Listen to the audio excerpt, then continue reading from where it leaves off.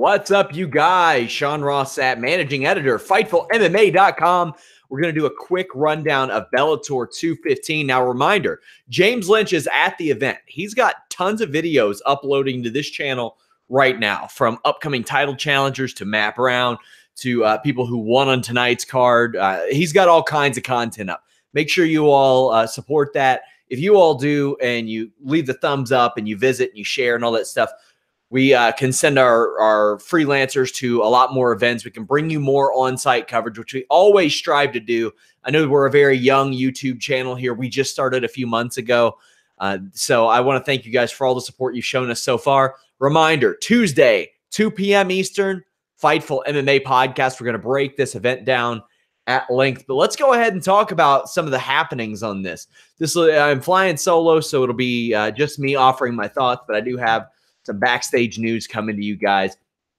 First off, let's run through the prelim results. You have Desmond Torres defeating Steve Ramirez in the first round, submission arm triangle. Craig Plaskett over Ian Butler via unanimous decision. Ian Butler, we have a Fightful Gaming up with him on the channel. Check that out. Very good stuff. Ryan Lilly defeated James Barnes, head kick in 1 minute.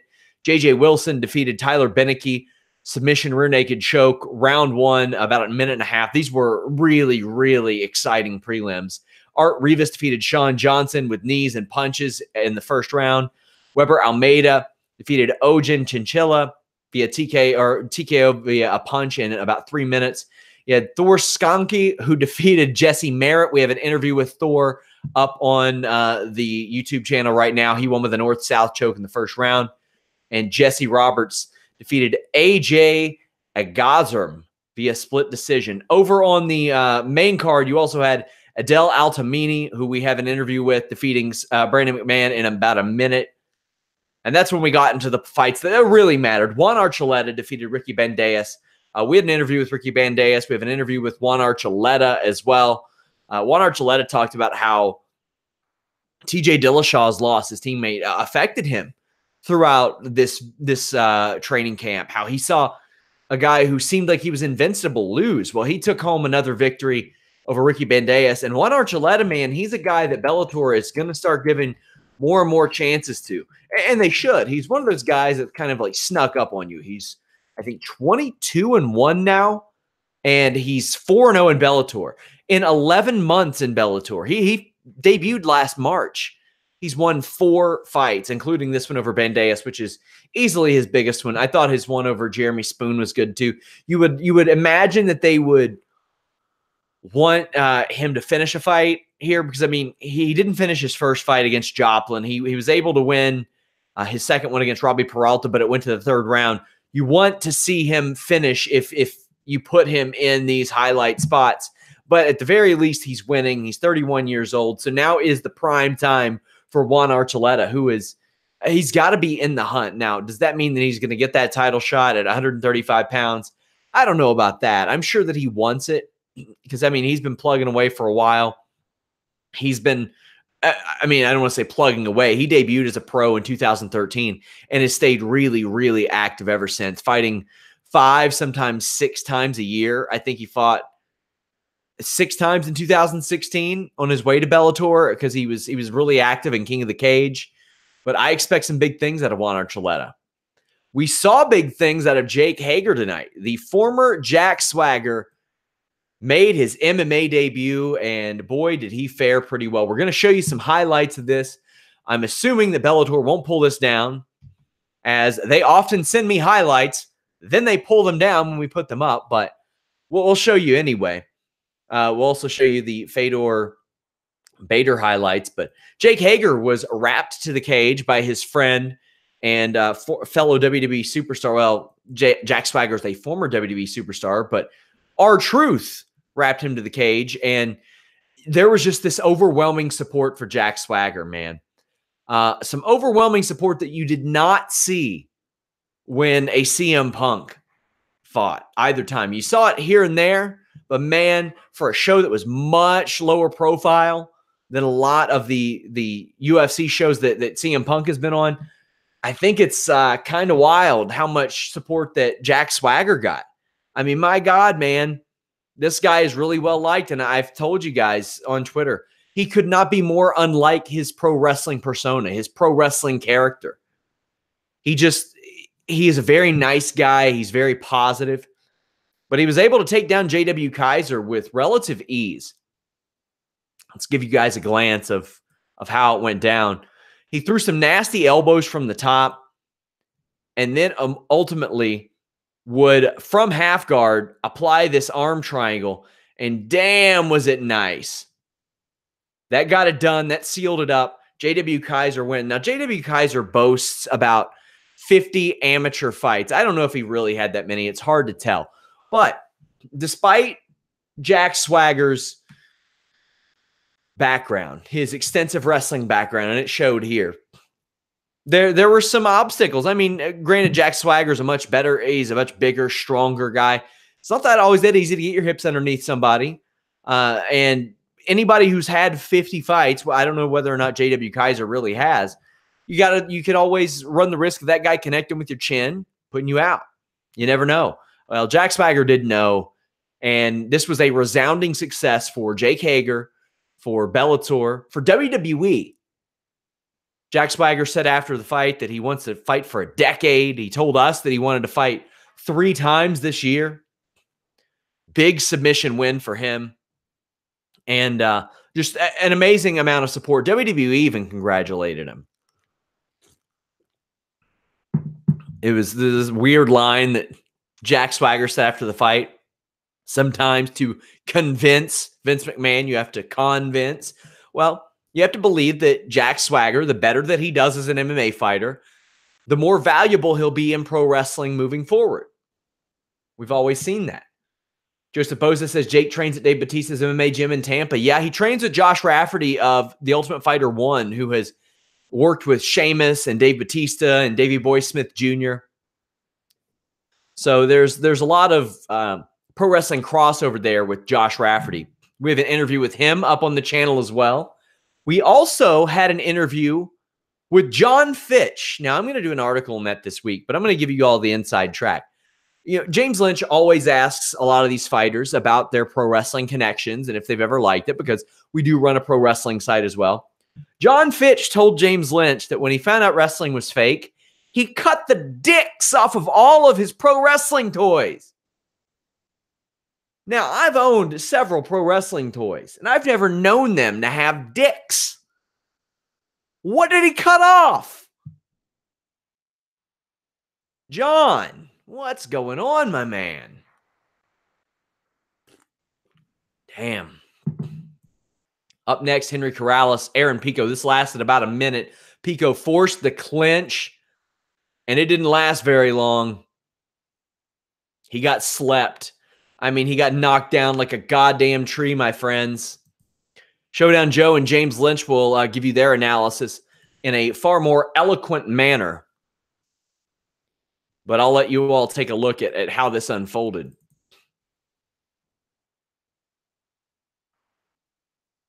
Henry Corrales.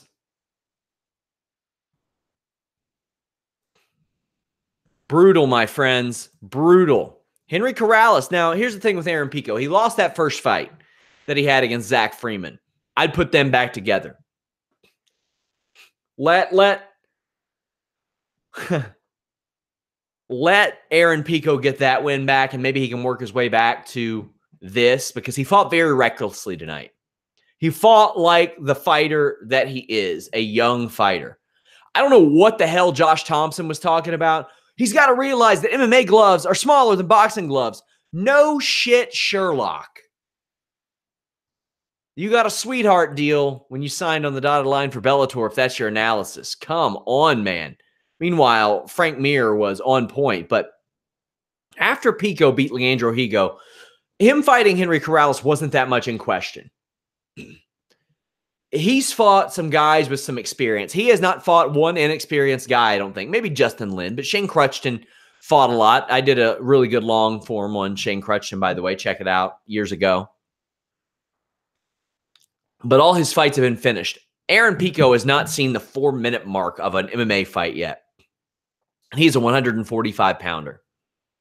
Henry Corrales, on the other hand, has put himself, what I think, is in prime position to at least ask for a title fight. You all may remember Henry Corrales for that rough streak that he started off in Bellator, because, man,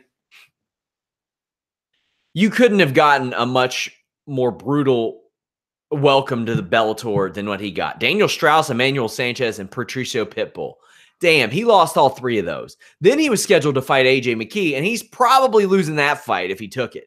But since then, since 2017, Cody Bollinger, Noad Lahat, Georgie Karakanyan, Andy Main, and Aaron Pico. Those are really good wins. You got some UFC veterans. You got some former, I think, World Series of Fighting champions.